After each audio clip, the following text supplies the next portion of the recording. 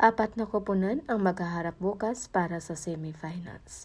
Hi guys, again it's me Vinals TV. So for today's update guys, pag-uusapan natin yung maglalaban bukas sa semifinals, ang bracket A at ang bracket B. Pero bago natin pag-usapan guys, huwag niyo munang kalimutang i-subscribe at i-hit ang notification bell button para updated guys sa mga bago kong upload. So ayun nga guys, bukas na mag-start ang laban ng apat na koponan para sa semifinals.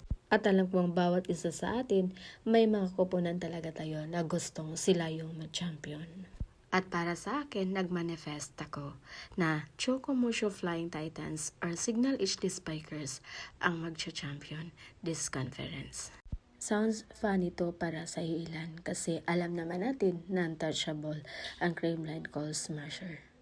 Pero sabi nga nila, bilog ang bola at may kanya-kanya tayong koponan na gusto nating ipa-champion. So sa tingin nyo guys, sino ang unang makakuha ng unang panalo sa apat na koponan na maglalaban bukas sa bracket A at sa bracket B? Pinaka-advantage kasi sa lahat guys ang unang makakuha ng unang panalo sa kanilang best of 3.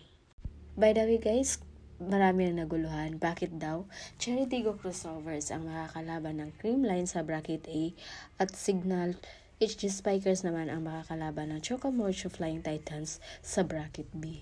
Ganito kasi yung role ng FEBL ngayon.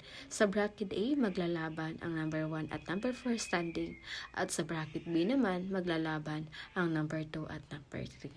Best of 3 ang labanan guys. So unang makapanalo ng dalawa sa bracket A at unang makapanalo ng dalawa sa bracket B ang siyang maglalaban sa finals for championship.